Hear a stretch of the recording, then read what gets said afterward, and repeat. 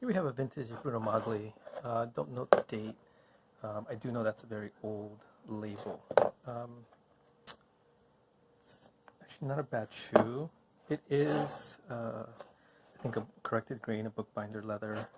You'll see here, like when you bend the toe forward, you see quite a few creases here, and the creases don't really come out. I've tried to use some Venetian leather balm on them, and it has gotten a little bit better, but you're getting what you're getting here.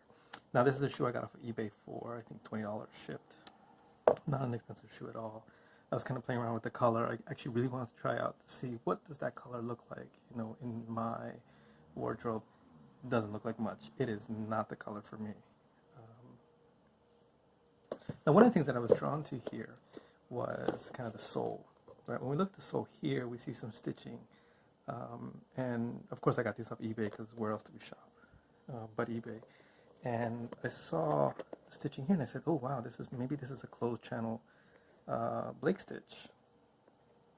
And so I was like, okay, let's give it a try. And so we did. Now, I ended up taking one shoe apart, and it is not a Blake stitch shoe. In fact, it is entirely glued construction. So what we see here is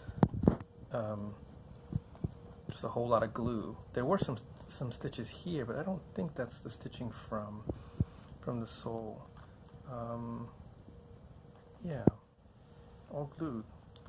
Well done, right? Really tight.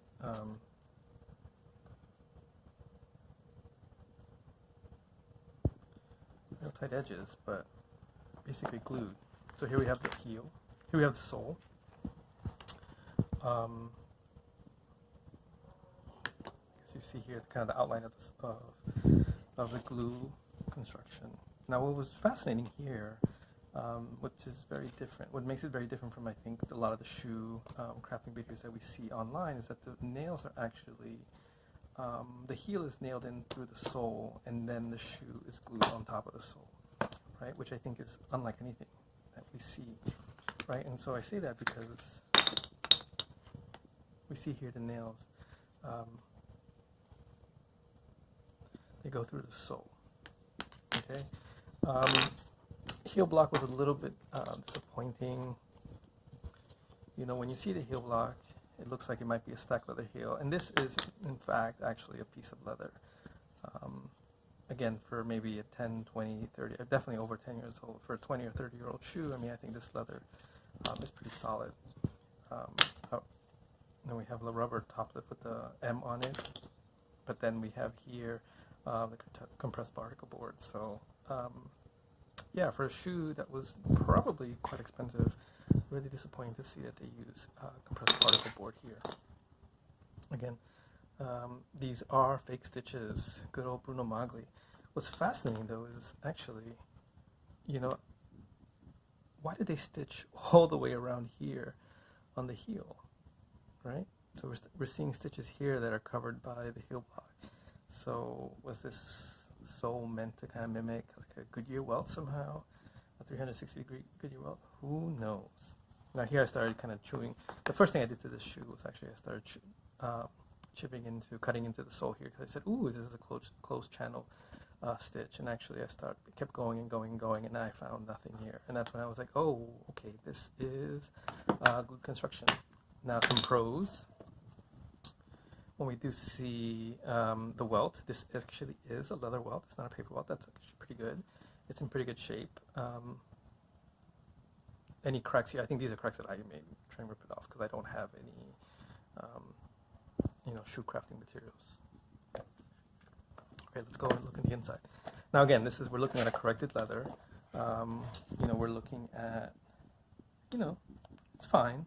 It's polished up okay. I was able to kind of put together a mirror shine on the toe with not too much effort, which was kind of nice. I mean, it's not perfect. I think there's some nicks on the leather, but I think if I spent some more time on it, I probably could get that to shine. And I think some of the broguing here is pretty well done. I mean, again, it's an Italian shoe. We're looking at a high quality thing, high quality construction. So when we look inside, what do we have here? A really soft leather lining. This is a really smooth leather, and incredibly smooth leather. You can tell that they're not wasting money on this leather here. Now this is where they start saving money, though, right? So the insole is half leather, right? The toe is leather here.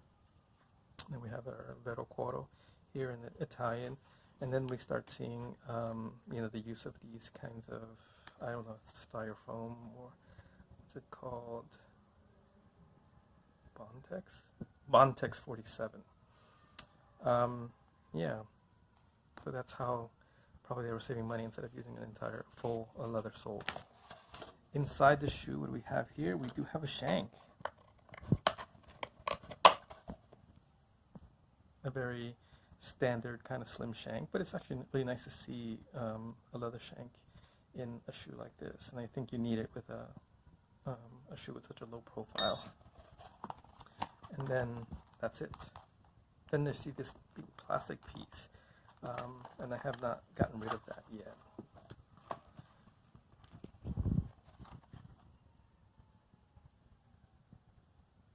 Well, there you have it. So we see the clench nails kind of coming up through the upper into this plastic piece, right? So here are the nails around the heel.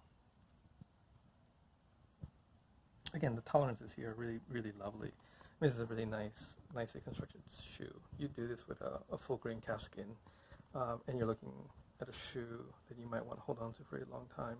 Because even so, I mean, again, I think this is probably a 30-year-old shoe, and no cracks. Pretty pliable. And again, I would wear this shoe, just the color does not really mesh with my wardrobe. Yeah, so I was contemplating getting a shoe like this rebuilt. And actually, I just sent a pair of Bruno Maglis to get rebuilt, and they too were glue construction. So I'm going to have those converted to a blade construction. So, how long those kind of shoes last, I'm not sure. I mean, I'm kind of disappointed by this plastic piece, but again, that's part of the construction of the shoe. All right. So if anyone's interested, what's the model number of the shoe? It is 08470. And again, the name of the shoe was the Bruno Magli Valero.